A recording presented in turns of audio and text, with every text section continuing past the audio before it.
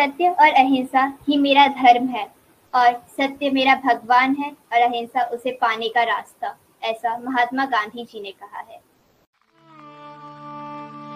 आप मुझे जंजीरों में जकड़ सकते हैं, यातना दे सकते हैं, इस शरीर को नष्ट कर सकते हैं, लेकिन आप कभी मेरे विचारों को कैद नहीं कर सकते।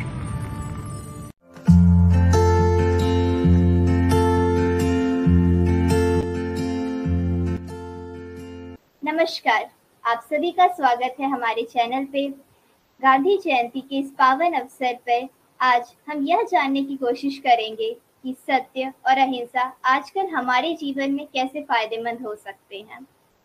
तो आज का यह वीडियो इसी पे आधारित है कि क्यों हमें सत्य बोलना चाहिए और अहिंसा का रास्ता क्यों अपनाना चाहिए। तो चलिए शुरुआत करते हैं। मैं पहला प्रश्न, जैसे कि सत्य बोलने से क्या फायदे हैं? सत्य बोलने से हमें किसी को जब हम सत्य बोलेंगे तब हम किसी को सिखा भी सकते हैं।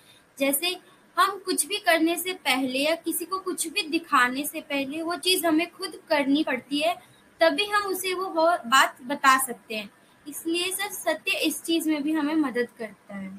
सर अगर हम बिना करे बोलेंगे तो वो इंसान हम पे सवाल उठा सकता है कि तुमने करके देखा है। पर सर जब हम वो करके देखेंगे और तब हम उसे बोलेंगे, वो चीज़ एडवाइस देंगे, और जब वो हम पे ऑब्जेक्शन उठाएगा, तब we can tell them truth that yes हमने किया है, हमने अपने एक्सपीरियंस से बता रहे हैं। सत्य बोलने से हमारे ऊपर लोगों का भरोसा होता है, लोग हम पर विश्वास करते हैं, हमारी बातों को समझते हैं, सुनते हैं और उस पर अमल करते हैं। सत्य बोलने से न मनुष्य हमेशा सुखी रहता है, उसको कभी दुख का सामना नहीं करना पड़ता। सर सत्य बोलने से मेनली दो इंसान के बीच में एक विश्वास कायम होता है, दोनों में विश्वास आता है कि दोनों एक दूसरे पे विश्वास कर पाते हैं। सत्य बोलने से हमारे अंदर हमेशा शांति बनी रहती है। सत्य बोलने से हमारे अंदर एक नई ऊर्जा का संचार होता है, जो हमें आगे बढ़ने का हौसला प्रदान करती है। ओके, ठीक है। तो ये हुए सत्य के फायदे। अब ये स्नेहा। तो चलिए, अब हमने यह तो जान लिया कि सत्य बोलने के फायदे क्या क्या है, पर अगर हम सत्य ना बोले तो क्या होगा? अगर हम सत्य नहीं बोलेंगे तो कहीं ना कहीं हम उस रास्ते पे जाएंगे जहाँ पे लोग ज्यादातर फंस जाते हैं। जैसे जब हम सच बोलेंगे तो हमें पता चलेगा कि कौन सा रास्ता सही है जीवन के लिए। बट अगर हम सत्य नहीं बोलेंगे और झूठ बोलेंगे तो हमें सही और गलत में फर्क नहीं पता चलेगा और हम अंदर से बुरे भी बनते जाएंगे, और ये कहीं ना कहीं हमारे बाहरी स्वभाव पर भी असर डालेगा। सत्य ना बोलने से हमें कई तरह के नुकसान होंगे, जैसे कि पहला, हमारा मन हमेशा अशांत रहेगा, और दूसरा कि हम लोगों से अपने अच्छे संबंध नहीं बैठा पाएंगे, हम उनके अंदर अपने लिए विश्वास नहीं कायम कर पाएंगे। सर सत्य ना बोलने से हम खुद पर से विश्वास हरा देते हैं, हमें खुद पर विश्वास नहीं होता है, हम इतने झूठ बोल चुके होते हैं कि सच बोलने की हिम्मत नहीं कर पाते हैं। झूठ हम लोग बोलेंगे तो फिर हमारी लाइफ में, जैसे कि हम झूठ बोलते हैं तो वो कहते हैं ना कि एक झूठ बोलने की वजह से हमें 100 और झूठ बोलने पड़ते हैं, तो हमें चीज़ें याद रखनी पड़ेगी। यदि हम सत्य बोलेंगे तो हमें कुछ भी याद रखने की ज़रूरत नहीं पड़ेगी, हमारा मन जो है एकदम क्लियर रहेगा। झूठ बोलने से आपको हमेशा डर लगा रहेगा, और झूठ बोलने से बहुत लोगों को गलतफहमी भी हो सकती है और बहुत लोगों के बीच में भी गलतफहमियां पैदा हो सकती है। जैसे कि अगर उसने बोल दिया, मतलब एग्जांपल ले लेते हैं कि मतलब एक ग्लास है और आपके फ्रेंड ने तोड़ दिया और आपने तोड़ दिया और आपकी मम्मी आ रही है और आपकी मम्मी ने आपको डांट दिया कि ये किसने तोड़ा ये। तो आपका फ्रेंड घर पे आया हुआ है, मतलब आपका कजिन या किसी को भी ले लो, तो आप उन्हें बोलोगे कि नहीं ये मैंने नहीं तोड़ा, ये तो इसने तोड़ दिया। बाद में वो मम्मी पूछेगी कि पानी पीने तो तू आया था, तूने कैसे नहीं तोड़ा। मतलब तो वो बोलेगा कि नहीं मम्मी मैं तो सिर्फ यहाँ पर खाना लेने आया था, मैं कहाँ पानी पीने आया था। मतलब ऐसे झूठ की लंबी लिस्ट बनती जाएगी और आपकी मम्मी सोचेगी कि देखो यार ये शर्मा जी का बेटा कितना झूठ, मतलब तो ग्लास तोड़ देता है, ये तोड़ देता है। बाद में गलतफहमियां पैदा हो सकती है और बाद में उसकी मम्मी अगर किसी और की मम्मी को जाकर बोल सकती है। असत्य बोलने से हमारा समाज में सम्मान और कद दोनों छोटा हो जाता है। सत्य ना बोलने का एक परिणाम ये भी हो सकता है कि जब हमारे साथ कुछ दुर्घटना घटे तो लोग हम पे विश्वास ना करें। सर जैसे एक कहानी हम सब बचपन से सुनते आ रहे हैं कि एक बच्चा हुआ करता था और वो गांव में हमेशा बोलता था कि बाघ आया बाघ आया। बट जब एक दिन सच में बाघ आया था तब किसी ने उसका विश्वास नहीं किया और उस दिन उसको पता चला कि झूठ बोलने का परिणाम क्या होता है। इसलिए हमें हमेशा सत्य बोलना चाहिए, तभी लोग हम पे विश्वास करेंगे। अभी हमने बात की कि सत्य बोलने के फायदे क्या है, नुकसान क्या है। तो सत्य क्या सिर्फ बोलने की चीज है या इसके कोई और एस्पेक्ट्स भी हैं? सत्य बोलना ही सत्य की राह पर चलने का एक उपाय नहीं है, जबकि सत्य के साथ खड़ा होना भी एक न सत्य का ही प्रकार है। क्योंकि हम कई बार सत्य बोलते हैं और कई बार कोई और भी सत्य बोलता है, तो उस व्यक्ति ने सत्य बोला है, उसके साथ में हम खड़े होंगे तो इसका मतलब हमने भी सत्य बोला है और है ना हम भी हम भी सत्य की राह पर चले, इससे हम भी सत्य की राह पर चलेंगे। सर हम देखते हैं कि अगर हम जैसे हम देखते हैं कोर्ट्स में, तो सर उसमें सत्य के साथ खड़ा हुआ जाता है, क्योंकि इनजस्टिस नहीं चाहिए। तो अगर हम सत्य के साथ खड़े होंगे तो हमारे साथ भी कभी बुरा नहीं होगा और जिसका बुरा होने वाला है उसका भी बुरा नहीं होगा। हमारे थॉट्स, स्पीच और एक्ट अगर यह सब एक रहे तो क्या यह भी एक सत्य का पार्ट होगा? अगर होगा तो कैसे? हमें जो है, हम जो सोच रहे हैं और हम जो बोल रहे हैं वो दोनों को एक ही रखना चाहिए। फॉर एग्जांपल मेरी जो फ्रेंड है उनकी हैंडराइटिंग अच्छी नहीं है, ये बात मुझे पता है, लेकिन अब वो मेरी फ्रेंड है तो मैं उन्हें सीधे सीधे बोल भी नहीं सकती हूँ। और मैं उन्हें ना बोलूँ कि आपकी हैंडराइटिंग अच्छी नहीं है तो वो हमेशा मतलब गलत फहमी में रह सकती है। तो मैं उनकी आंखें खोल दूँ तो वो ज़्यादा बेहतर रहेगा, वो खुद को इम्प्रूव कर सकती है, तो मेरी फ्रेंड का ही फ़ायदा होगा।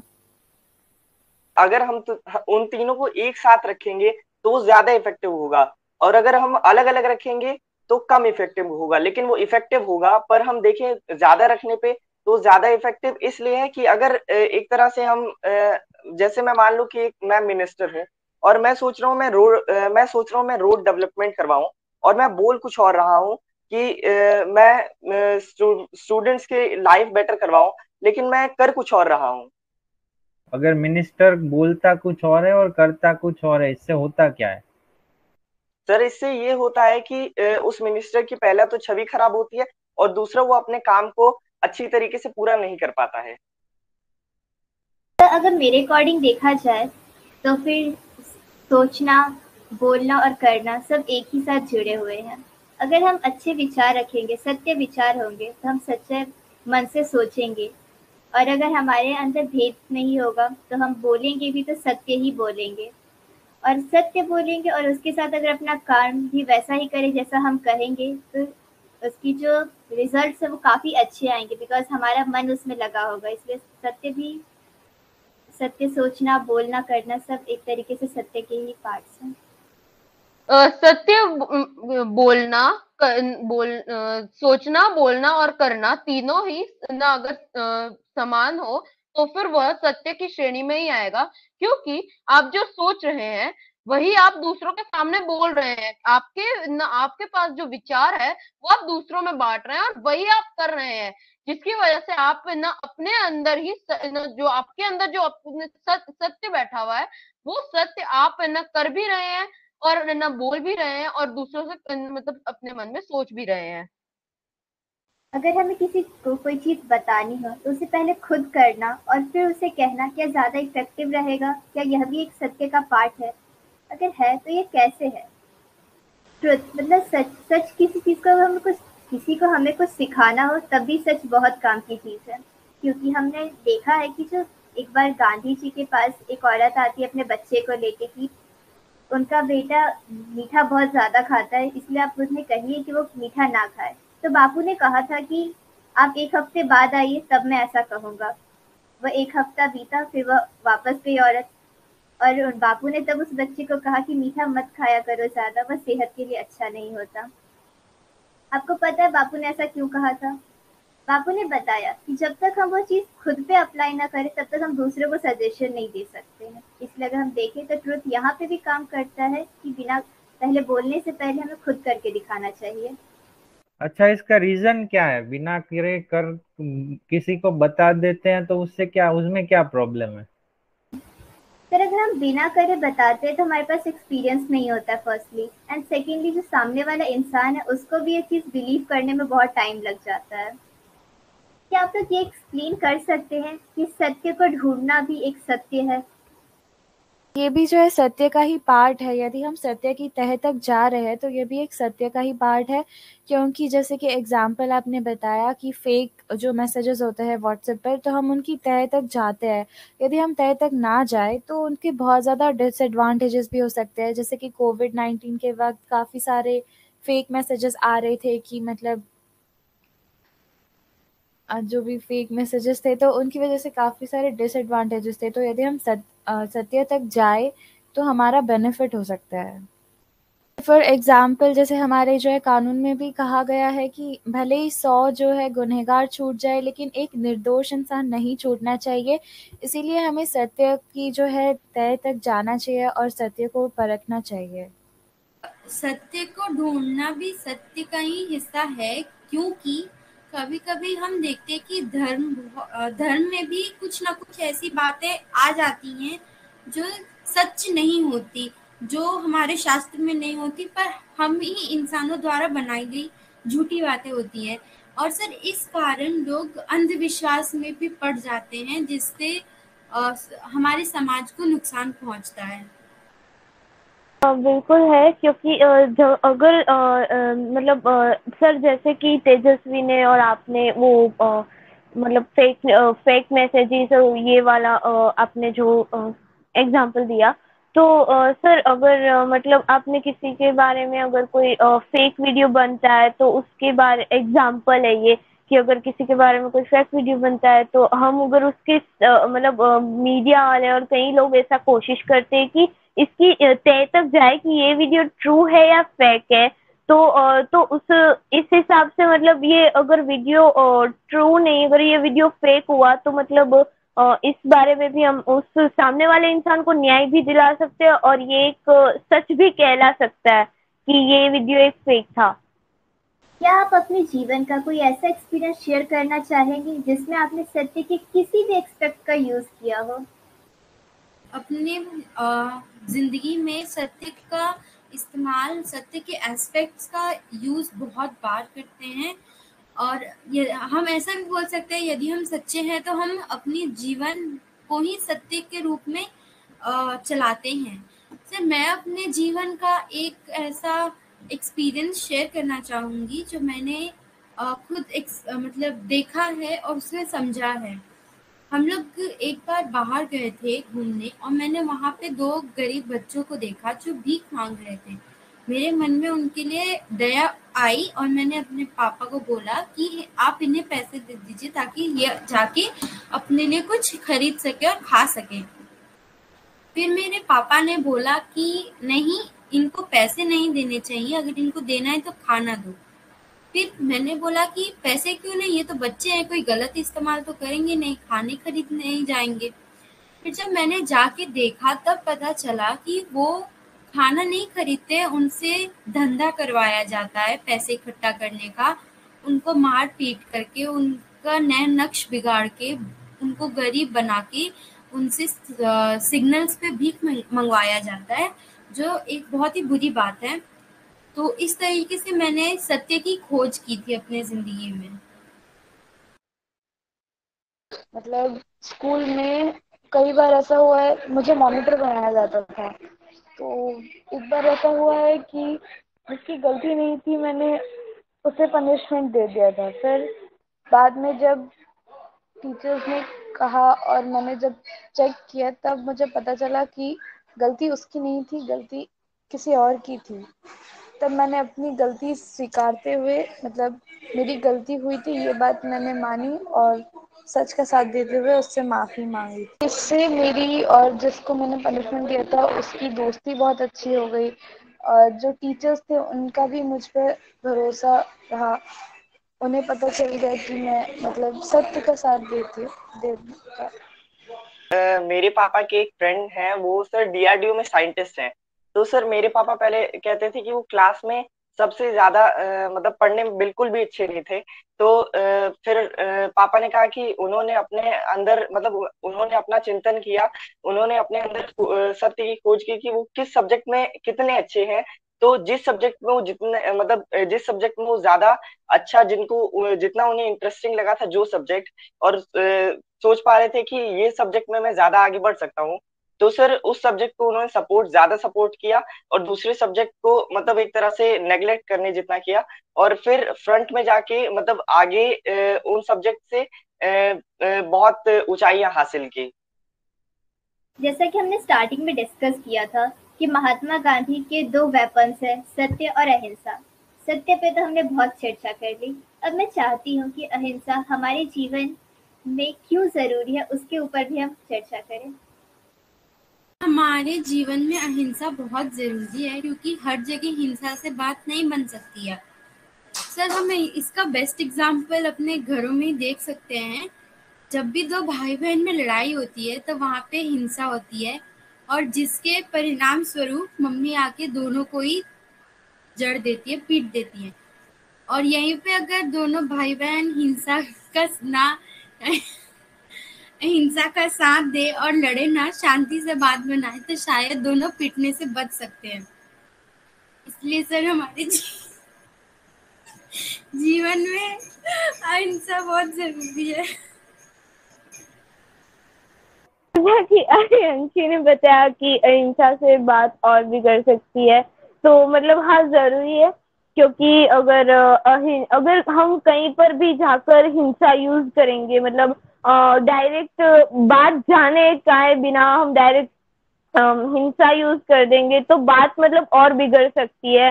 जैसे कि एक छोटी से छोटी बात भी कहाँ तक पहुंच जा सकती है। और एग्जाम्पल के दौर में हम हमारे महात्मा गांधी जी को ही ले सकते हैं, क्योंकि वो भी खुद अहिंसा के खिलाफ थे।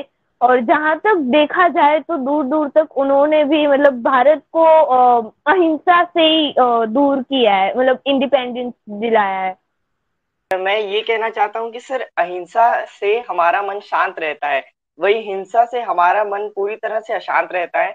तो अगर हम हिंसा से अगर किसी बात को कहने या फिर एक्सप्रेस करने की कोशिश करते हैं तो वो उतनी अच्छे से एक्सप्रेस नहीं हो पाती है। लेकिन वहीं अगर हम उसे अहिंसा मतलब हम बिना क्रोध के उस चीज को कहने की कोशिश करें तो हम उसे और भी सरलता से और भी ज्यादा अच्छे तरीके से बता सकते हैं।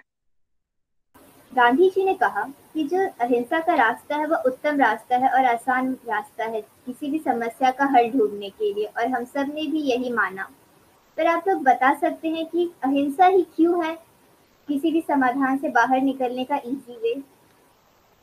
कल ही हम लोगों ने न्यूज में एक चीज देखी थी कि मुसलमान कहीं पर नमाज पढ़ रहे थे। सर वो जगह का मेरे को नाम याद नहीं है, लेकिन सर मैंने न्यूज में देखा था कि वो कहीं पर नमाज पढ़ रहे थे और सर वहां पर पुलिस तैनात थी उनकी सुरक्षा के लिए। और जब हिंदू धर्म के लोग उनसे इस बात पे पूछने आए, मतलब हिंसा करने आए, ऐसा उनका मोटिव था।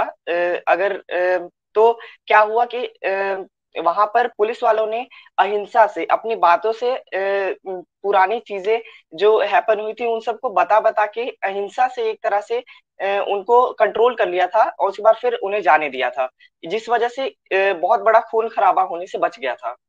ये कोई न्यूज में आया था या क्या था? सर एबीपी और जी दोनों में आया था। हाँ, क्वेश्चन ये कि हिंसा से कोई काम करना कठिन क्यों हो जाता है कंपेयर टू अहिंसा? सर वो इसलिए क्योंकि हिंसा से पहले जब अगर आपने हिंसा से आप जो भी कुछ करते तब आप सब कुछ बिगड़ चुका होता है, सब कुछ बिगड़ चुका होता है। और बाद में जब आप उसे ठीक करने जाते हो तब आपको पता चलता है कि मतलब हिंसा से आपको कितना बड़ा नुकसान हो गया। तो मतलब आपको नुकसान भी हो सकता है। हिंसा से काम लेने से हमारा काम बिगड़ जाता है, क्योंकि जब भी हम किसी हिंसा में होते हैं, तब जब भी हम हिंसा करते हैं या जब हम हिंसा हमारे अंदर आ गई होती है और हम एग्रेशन में आते हैं, तब हमारा दिमाग शांति से काम नहीं करता और हमारे काम बिगड़ते जाते हैं। बने हुए काम तब बिगड़ जाते हैं अगर हम हिंसा का साथ दें। वहीं अगर हम अहिंसा के साथ काम करें तो हमारा दिमाग शांत रहता है, जिसके कारण हम क्लियरली और अच्छे से सोच सकते हैं कि हमें क्या करना है, जिसके कारण काम बन जाता है। इसलिए हिंसा के साथ काम करने से काम कठिन हो जाते हैं और वहीं अहिंसा के साथ काम करने से काम आसान हो जाते हैं। अब मैं यह जानना चाहती हूँ, क्या हिंसा क्या फिजिकल लेवल तक ही होती है बस, या फिर वो मेंटल लेवल पे भी हिंसा हो सकती है किसी के साथ? हिंसा मानसिक और शारीरिक दोनों तरीकों से हो सकती है, क्योंकि अगर हम शारीरिक देखें तो वो उसकी अभी हमने बात कर ली, लेकिन वही मानसिक की बात आए, जैसे कि हम हर रोज देखते हैं कि हमारे आसपास अगर कुछ बुरा हो रहा है तो लोग अपने दिमाग में इसे बैठा लेते हैं कि ये आदमी बुरा है, ये आदमी अच्छा है। तो ये जज करने को मतलब एक तरह से ये मन मुटाव बनाता है और ये मन में ही हिंसा का कारण बन जाता है। और उससे क्या होता है? सर सर उससे समाज में उनका और हमारा दोनों का सम्मान एवं कद दोनों घटता है। हिंसा सिर्फ फिजिकली या मेंटली नहीं, इवन वर्बली भी होती है। हम मानसिक तौर पर भी हिंसा करते हैं, हम मुंह से भी बोल के करते हैं और हाथापाई से भी करते हैं। सर इन सब में सबसे ज्यादा जो हमें नुकसान पहुंचाता है वो हमारा मेंटल हिंसा होता है। मेंटली जो हम लोगों को बुरा बुरा थॉट उनके लिए सोचते हैं। सर जब हम किसी के बारे में बुरा सोचते हैं, उसके लिए हम प्रे करते हैं कि वो उसके साथ कुछ बुरा हो जाए, फिर उसके साथ साथ हमारे साथ भी बुरा होता है, चाहे उस टाइम नहीं पर वही चीज बाद में हमारे साथ होती है। और बाद में चीज होती है, पर उससे पहले हमारे माइंड में नेगेटिव थॉट्स, नकारात्मक चीजें बनना शुरू हो जाती हैं, जिसके कारण हम मेंटली कूल नहीं रह पाते, मेंटली शांत नहीं रह पाते और मतलब हम धीरे धीरे बुरा बनने लगते हैं। हमारी बातें बुरी हो जाती हैं, हम लोगों से चिढ़ने लगते हैं, उनसे गलत तरीके से बात करने लगते हैं, उनके लिए और ज्यादा पहले से ज्यादा बुरा सोचते हैं, उनसे बदतमीजी करते हैं। और कभी कभी ये मेंटली हिंसा कभी कभी हमारी हाथापाई में भी बदल जाती है। तो सर इसीलिए हमें मेंटली भी नहीं करनी चाहिए, ना फिजिकली ना वर्बली। हम नाउअडेज देखें तो फिर इंटरनेट भी एक बहुत बड़ा सोर्स बन गया है जो हमारी मेंटली हिंसा का एक मतलब फैक्टर है, क्योंकि जो इंटरनेट होता है उस पर कई बार ऐसे कमेंट्स होते हैं, ऐसी चीज़ें होती हैं जो हमें दिमाग मतलब मेंटली रूप से हमें परेशान करती हैं, तो वो भी एक मेंटल हिंसा का एग्जाम्पल है। इसलिए ऐसा हमें प्रिस्क्राइब करना चाहिए, हमें अच्छा ही देखना भी चाहिए। जैसे कि आपने अगर अपने फ्रेंड के बारे में अगर बुरा सोच लिया कि ये इसका ऐसा हो जाए, इसका वैसा हो जाए, तो मतलब आपका बिहेवियर भी एक तरह से चेंज हो जाता है। आपका बिहेवियर मतलब आम तौर से अगर कहा जाए तो चापली आंटी की तरह हो जाता है कि लाइक आप हमेशा दूसरों की ईर्ष्या करने लगते हैं, आप दूसरों का कभी अच्छा नहीं सोच सकते और आप अपने लोगों का अच्छा नहीं सोच सकते, तो मतलब आप बहुत ही खुदगर्ज भी हो जाते हैं। तो इस मानसिक हिंसा से भी आप पर खुद पर, दूसरा का तो बुरा ही होगा ही, लेकिन आपको खुद पर भी आपका बहुत बुरा असर हो सकता है। जैसा कि हम अभी डिस्कशन कर ही रहे हैं, मैं आपसे यही पूछना चाहूँगी, अगर हम मेंटल लेवल पे भी अहिंसा अपनाएं तो इसका कोई फायदा हो सकता है कि हमारे साथ, और होगा तो क्या फायदे हैं उसके? मानसिक अहिंसा है यह भी बहुत ही मानसिक अहिंसा बहुत ही लाभकारी है। जैसे मैंने आपको पहले ही बताया था कि अगर हम किसी को फूल, अगर न कोई हमें काटे दे और हम उसे फूल दे तो वो फूल भी उसके लिए कांटों के रूप में काम करेंगे। और यह अहिंसा के एक अहिंसा का ही उदाहरण है। किसी को भी किसी के लिए भी कोई भी आपके साथ हिंसा करता है है और आप उसको मानसिक तौर पर अहिंसा से जवाब देते हैं, तो वह अपनी की हुई भूल से बहुत ज्यादा पछतावा करता है और आगे से ऐसी भूल न करने की सोचता है।